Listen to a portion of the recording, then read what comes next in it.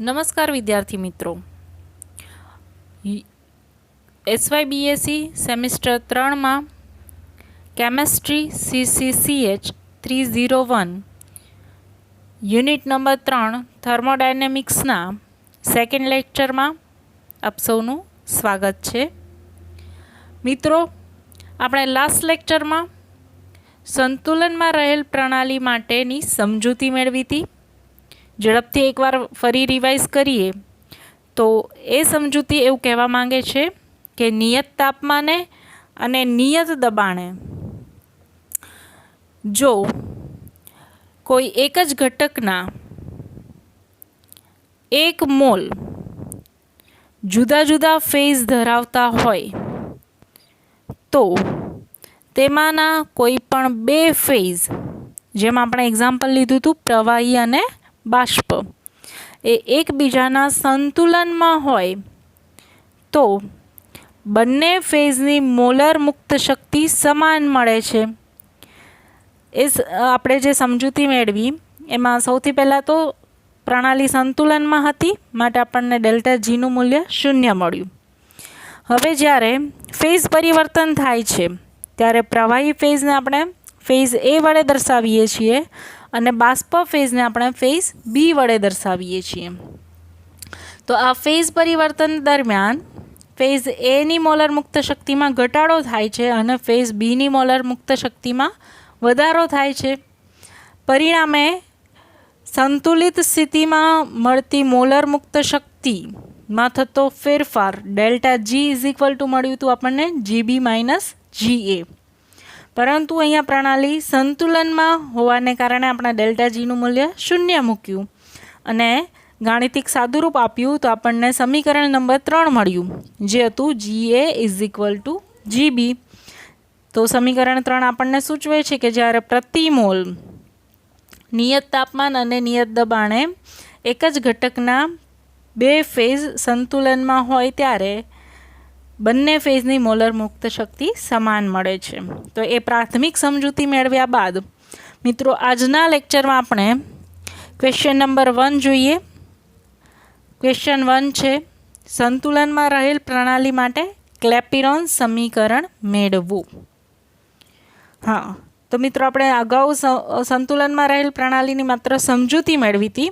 હવે આપણે એના માટે ક્લેપેરોન સમીકરણ મેળવવાના છીએ. મિત્રો, અહીંયા પણ આપણે 2 ફેઝ ધારેલા છે. ફેઝ A છે જે આપણે પ્રવાહી ફેઝ કહીએ છીએ અને ફેઝ B છે જેને આપણે અગાઉ બાષ્પ ફેઝ કહેલું. તો કોઈ એક જ ઘટકના 1 મોલ પદાર્થના 2 ફેઝ, ફેઝ A અને ફેઝ B, એના માટે આપણે ધારીએ છીએ કે સંતુલિત પ્રણાલીમાં 1 મોલ પદાર્થ નિયત તાપમાન અને દબાણે ફેઝ A માંથી ફેઝ B માં રૂપાંતર પામે છે. તો મિત્રો અહીંયા આ જે ધારણા છે એના ઉપર ખાસ આપણે ફોકસ કરવાનું છે કે આ જે પરિસ્થિતિ છે એમાં તાપમાન અને દબાણ બંને નિયત રાખેલા છે, એટલે કે અચળ છે. સાથે સાથે પ્રણાલી પણ સંતુલનમાં છે. તો આ જે રૂપાંતરણ થાય છે, એટલે કે ફેઝ પરિવર્તન થાય છે, ત્યારે જે મળતું કાર્ય છે એ કદના ફેરફારથી થતા કાર્ય છે, એ સિવાય અન્ય કોઈ કાર્ય થતું નથી. શા માટે? કારણ કે કદ જ અહીંયા ચલન અનુભવે છે, જ્યારે તાપમાન અને દબાણ તો અચળ છે. તો તાપમાન અને દબાણ અચળ હોવાના કારણે માત્ર કદનો જ ફેરફાર થાય છે અને ફેઝ પરિવર્તન અનુભવે છે. સાથે સાથે પ્રણાલી સંતુલનમાં છે, માટે આપણે કહીએ છીએ ડેલ્ટા G = 0. તો મિત્રો આ પરિસ્થિતિમાં આપણે જે ધારણા કરી છે એના આધારે કહી શકીએ કે ડેલ્ટા G એટલે કે પ્રણાલી સંતુલનમાં હોવાને કારણે મુક્ત શક્તિમાં થતો ફેરફાર ડેલ્ટા G 0 મળશે. સાથે સાથે અહીંયા પ્રણાલી માટે નિયત તાપમાન અને નિયત દબાણ હોવાને કારણે દબાણમાં થતો સૂક્ષ્મ ફેરફાર dP = 0 થશે, કારણ કે દબાણ છે અચળ છે, એટલે એમાં કોઈ ફેરફાર થતો નથી, માટે એનો ફેરફાર આપણે 0 દર્શાવ્યો. અને એ જ રીતે તાપમાન પણ અચળ છે, આથી તાપમાનમાં થતો ફેરફાર પણ શૂન્ય થશે. તો અહીંયા જે સ્મોલ ડી અને દર્શાવ્યા છે એ સૂક્ષ્મ ફેરફાર સૂચવે છે, જ્યારે ડેલ્ટા છે એ મોટો ફેરફાર સૂચવે છે. તો આપણે જે ધારણા કરી છે એના આધારે આપણે આ પરિસ્થિતિ લખી, delta G is equal to 0, DP is equal to 0 તથા ડીટી ઇઝ ઇક્વલ ટુ પણ 0. હવે મિત્રો, તો મુક્ત શક્તિમાં થતો ફેરફાર delta G is equal to આપણને મળે જીબી માઇનસ જીએ, અને ડેલ્ટા જી બરાબર આપણે 0 લઈશું, કારણ કે પ્રણાલી સંતુલનમાં છે. તેથી સાદું રૂપ આપીએ તો જીએ ઇઝ ઇક્વલ ટુ જીબી મળે છે, જે આપણો આ પ્રથમ ક્વેશ્ચન છે એના આન્સરમાં પ્રથમ સમીકરણ બનશે જીએ ઇઝ ઇક્વલ ટુ જીબી. સમીકરણ 1માં કેપિટલ જીએ એ શું સૂચવે છે? તો કેપિટલ જીએ ઇઝ ઇક્વલ ટુ ફેઝ એની મુક્ત શક્તિ છે, અને કેપિટલ જીબી એ ફેઝ બીની મુક્ત શક્તિ છે. મિત્રો, આપણે જે સમીકરણ 1 મેળવ્યું છે એમાં તાપમાન અને દબાણને અચળ લીધેલા છે, પરંતુ હવે આપણે ક્લેપેરોન સમીકરણ મેળવવું છે. તો હવે નેક્સ્ટ એવું ધારવામાં આવે છે કે પ્રણાલીનું તાપમાન જે છે એ અચળ હતું, એમાં ખૂબ સૂક્ષ્મ ફેરફાર થાય છે. તો તાપમાન કેપિટલ ટી જે છે એમાં ડીટી જેટલો વધારો થાય છે, માટે ટીને સ્થાને આપણે ટી પ્લસ ડીટી લઈએ, અને પ્રણાલીનું દબાણ પણ, જો તાપમાનમાં ફેરફાર થાય તો દબાણ પણ બદલાશે. આથી પ્રણાલીનું દબાણ જે કેપિટલ પી છે એમાં ડીપી જેટલો ફેરફાર થાય છે. તો પ્રણાલીનું દબાણ પી જે છે એમાંથી પી પ્લસ ડીપી થશે. મિત્રો, અહીં તાપમાન અને દબાણ જે અચળ હતું એમાં જો સૂક્ષ્મ ફેરફાર કરવામાં આવે તો જે આપણા એક જ ઘટકના 2 ફેઝ છે એની મુક્ત શક્તિમાં પણ ફેરફાર થશે. તેથી તાપમાન અને દબાણના ફેરફાર સાથે મુક્ત શક્તિમાં થતો ફેરફાર જોઈએ તો ફેઝ એની મુક્ત શક્તિ કેપિટલ જીએ જે છે એમાં ડીજીએ જેટલો વધારો થાય છે, માટે જીએ ના સ્થાને આપણે જીએ પ્લસ ડીજીએથી દર્શાવીશું, અને ફેઝ બીની મુક્ત શક્તિ જીબી છે એમાં ડીજીબી જેટલો ફેરફાર થાય છે. શા માટે આ ફેરફાર થયો બંને ફેઝની મુક્ત શક્તિમાં? કારણ કે પ્રણાલીના તાપમાન અને દબાણમાં આપણે ડીટી અને ડીપી જેટલો ફેરફાર દર્શાવીએ છીએ. તો ફેઝ એની મુક્ત શક્તિ જીએ એ જીએ પ્લસ ડીજીએ જેટલી થશે, અને ફેઝ બીની મુક્ત શક્તિ જીબી એ જીબી પ્લસ ડીજીબી જેટલી થશે. તો આ બંને ફેઝની મુક્ત શક્તિનો આપણે ઉપયોગ કરીને સમીકરણ એમાં લખવાનો છે. તો સમીકરણ 1માં આપ જોઈ શકો છો જીએ ઇઝ ઇક્વલ ટુ જીબી છે, એના સ્થાને હવે સમીકરણ 1 આ મુજબ લખી શકાય. જીએના સ્થાને આપણે લખીએ છીએ જીએ પ્લસ ડીજીએ, અને જીબીના સ્થાને આપણે લખીએ છીએ જીબી પ્લસ ડીજીબી. તો સમીકરણ 2 શા માટે મળ્યું મિત્રો? કારણ કે તાપમાન અને દબાણમાં પણ અતિ સૂક્ષ્મ આપણે ફેરફાર કર્યો છે, ડીપી અને ડીટી જેટલો. મિત્રો, હવે સમીકરણ 1 જે છે એમાં આપણે જીએ ઇઝ ઇક્વલ ટુ જીબી લખ્યું છે, માટે સમીકરણ 1ની કિંમત આપણે આ સમીકરણ 2માં મૂકીએ તો જીએના સ્થાને આપણે જીબી દર્શાવેલો છે. તેથી હવે આપણે આ રીતે સમીકરણ લખી શકીએ, જીએના સ્થાને જીબી લખીએ છીએ સમીકરણ 1ના આધારે, માટે અહીંયા આપણે દર્શાવીશું જીબી પ્લસ ડીજીએ. સમીકરણ 2 તો જેસે તે જ રહેશે, પરંતુ સમીકરણ 2માં જ્યાં જીએ લખેલો છે એના સ્થાને આપણે જીબી લખીએ છીએ, કારણ કે આપણે સમીકરણ 1નો રેફરન્સ લીધો છે ત્યાં. તો GB plus DGA is equal to GB plus DGB થશે. મિત્રો, તમે જોઈ શકો છો ડાબી બાજુ અને જમણી બાજુ બંને બાજુએ જીબી લખેલા છે, માટે બંને કેન્સલ થશે. પરિણામે આપણને મળશે ડીજીએ, એટલે કે ફેઝ એની મુક્ત શક્તિમાં થતો ફેરફાર બરાબર ફેઝ બીની મુક્ત શક્તિમાં થતો ફેરફાર.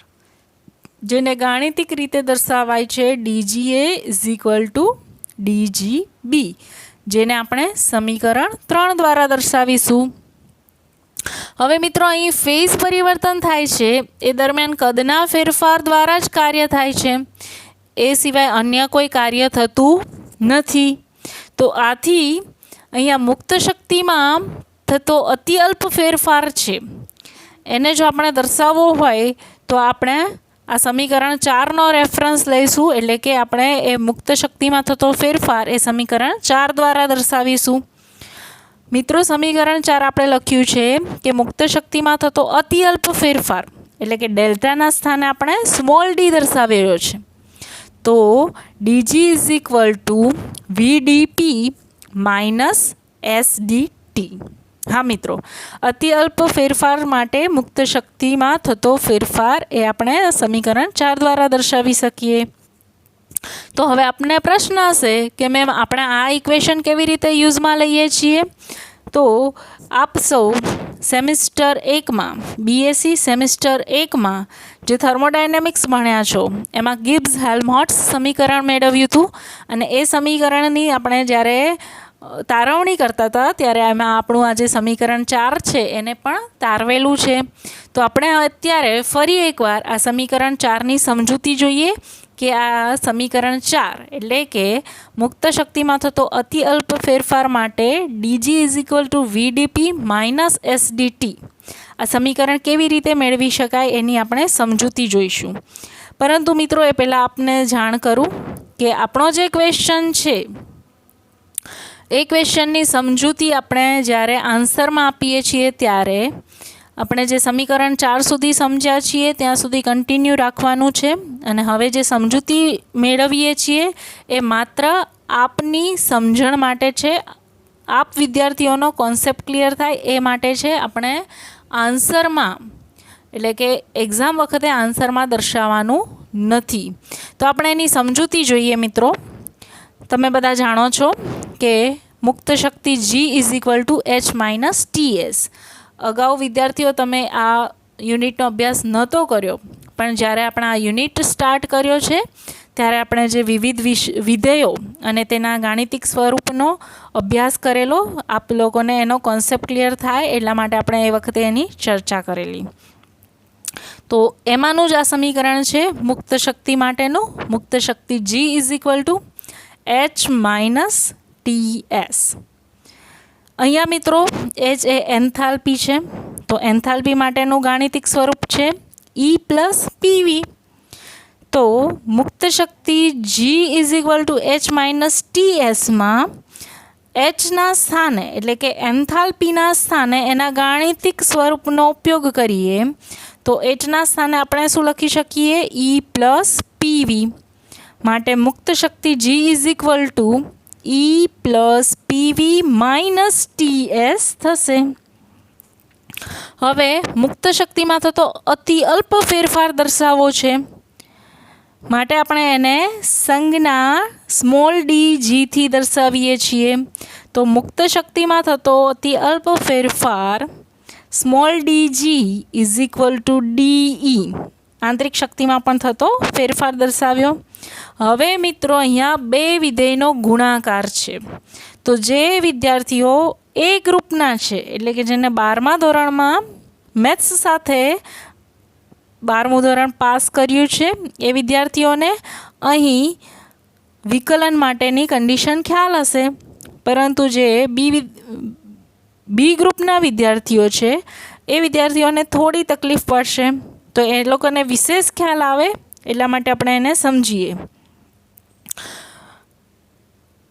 આપણું જે સમીકરણ G = E + PV - TS છે એમાં અતિ અલ્પ ફેરફાર જેને આપણે વિકલનથી દર્શાવીએ છીએ માટે એને સંજ્ઞા સ્મોલ d થી દર્શાવ્યું.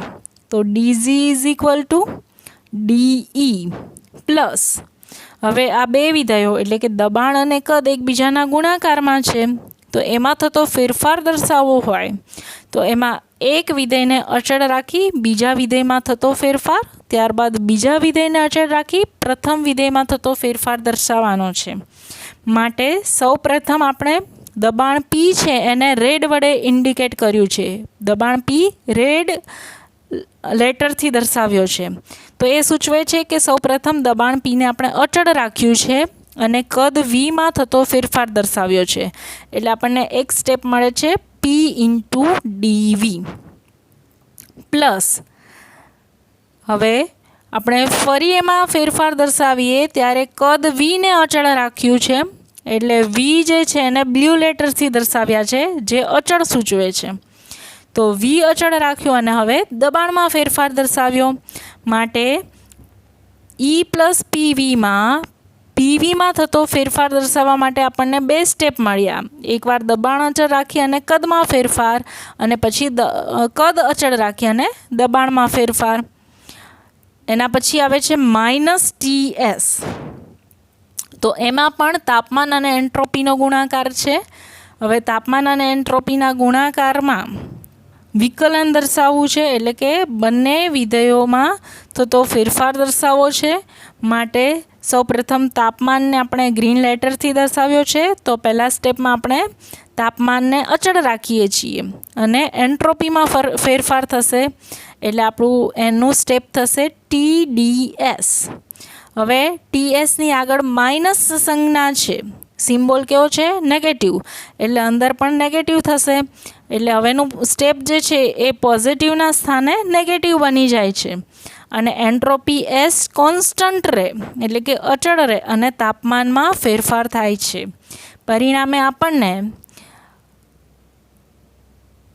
મુક્ત શક્તિમાં થતો અતિ અલ્પ ફેરફાર DG સમીકરણ મળે છે.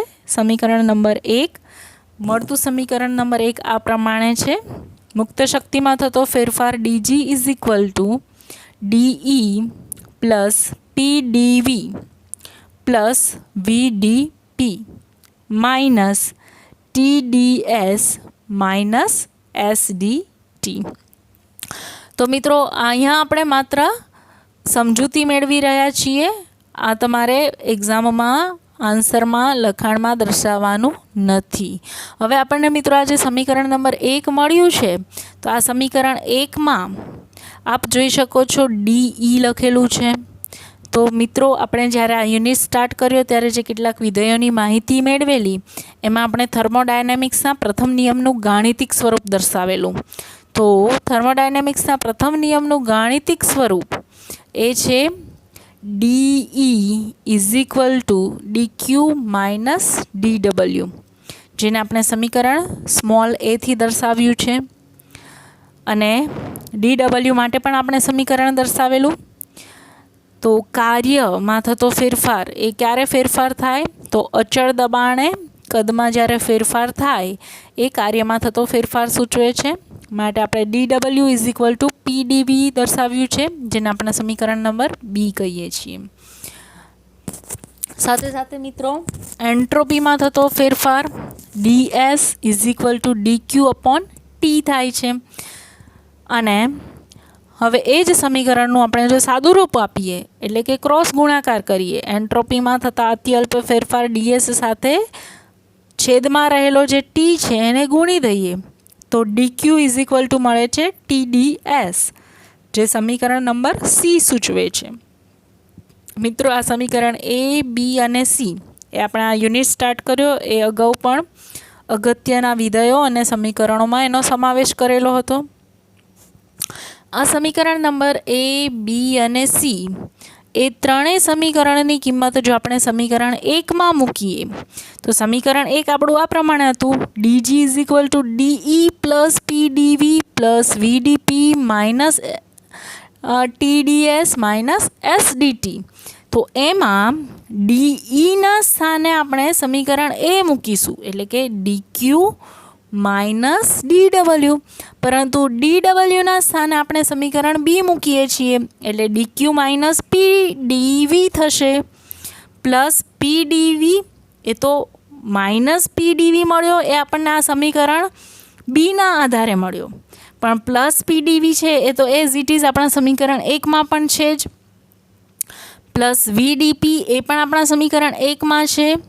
હવે સમીકરણ નંબર C જુઓ તો અહીંયા આપણે સમીકરણ Cમાં DQ is equal to TDS દર્શાવેલો છે, તો TDSના સ્થાને આપણે શું લખી શકીએ? ડીક્યુ. એટલે સમીકરણ 1માં TDSના સ્થાને આપણે ડીક્યુ દર્શાવ્યો છે અને માઇનસ SDT એ તો એઝ ઇટ ઇઝ છે આપણું સમીકરણ 1.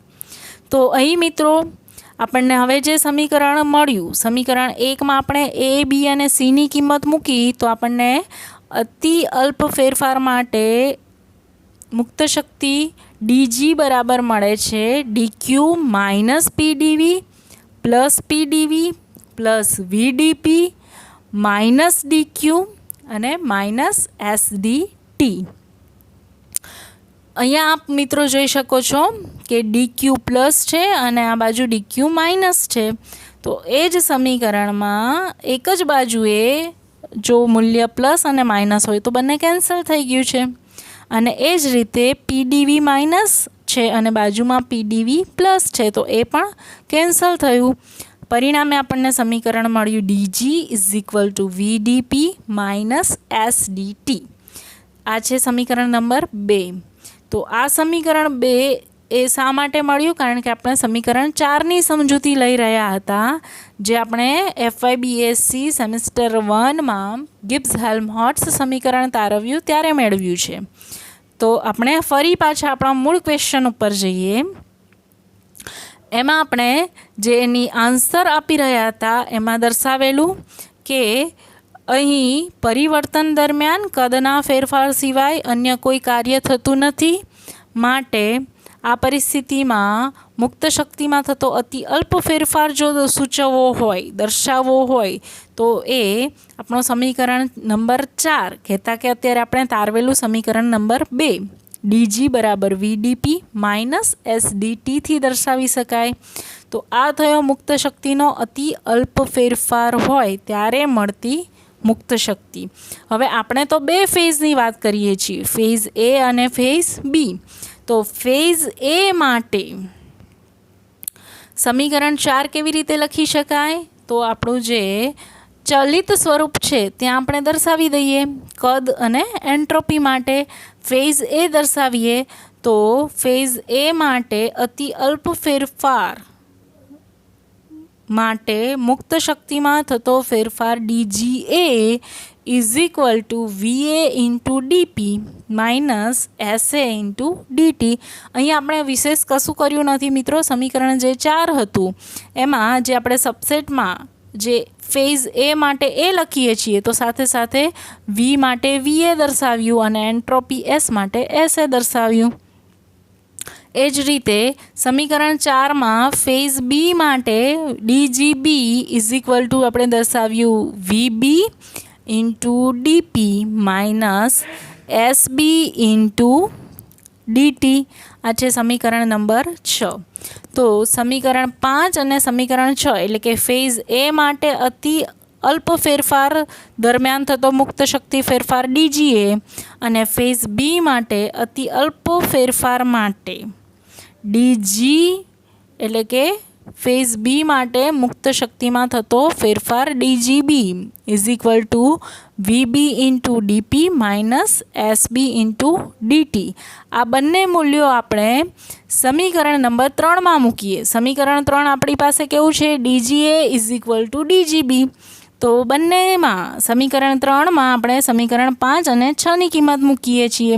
તો સમીકરણ 3માં મિત્રો જોઈ શકો છો કે ડાબી બાજુએ DGA છે તો DGAના સ્થાને આપણે ડાબી બાજુએ દર્શાવ્યું VA into DP minus SA into DT. અને સમીકરણ 3માં જમણી બાજુએ છે DGB તો DGBના સ્થાને આપણે દર્શાવ્યું VB into DP minus SB into DT. હવે મિત્રો અહીંયા આપણે જે વિધેયો છે એને આપણે એક જ દિશામાં લઈ જઈએ તો દબાણનો ફેરફારવાળું વિધેય છે એને આપણે ડાબી બાજુએથી જમણી બાજુએ લઈ જઈએ અને તાપમાનના ફેરફારવાળું વિધેય છે એને આપણે જમણી બાજુએથી ડાબી બાજુએ લાવીએ છીએ. આપ સ્ક્રીન ઉપર એરોથી જોઈ શકો છો. તો સ્ક્રીન પર સ્પષ્ટ આપને દેખાઈ રહ્યું છે કે VA ઇન્ટુ DP વાળું જે પદ જે છે એ ડાબી બાજુએ છે અને એનું મૂલ્ય પ્લસ છે. એ જો જમણી બાજુએ જશે તો માઇનસ થઈ જશે. અને ડાબી બાજુએ રહેલું SB ઇન્ટુ DT વાળું પદ છે એ નેગેટિવ છે. એ જો ડાબી બાજુએ જશે તો પોઝિટિવ થઈ જશે. પરિણામે આપણું આ જે ગાણિતિક સ્વરૂપનું સાદુરૂપ છે એનું નેક્સ્ટ સ્ટેપ આ રીતે બને છે, VB into DP minus VA into DP. એટલે કે આપણે દબાણનું જે ચલન છે એ વિધેયને એક જ બાજુએ એટલે કે ડાબી બાજુએ લઈ આવ્યા અને જમણી બાજુએ આપણે તાપમાનના વિધેયનું ચલન દર્શાવ્યું છે. તો જમણી બાજુએ મળે છે SB into DT minus SA into DT. હવે મિત્રો આ જે આપણે પ્રથમ સમીકરણ સ્ક્રીન ઉપર દેખાય છે એમાં ડાબી બાજુએ બંને જે સ્ટેપ છે એમાંથી DP કોન્સ્ટન્ટ છે એટલે કે અચળ નીકળે છે અને જમણી બાજુએ DT કોન્સ્ટન્ટ છે તો આપણે એને અચળ બહાર લઈશું. માટે બીજું સ્ટેપ આપણે દર્શાવ્યું છે VB minus VA into DP is equal two SB minus SA into DT. હવે મિત્રો અહીંયા જે અતિ અલ્પ ફેરફાર સૂચવે છે એને ડાબી બાજુએ લાવીએ તો જે DT વાળું પદ છે એ DPના છેદમાં આવશે.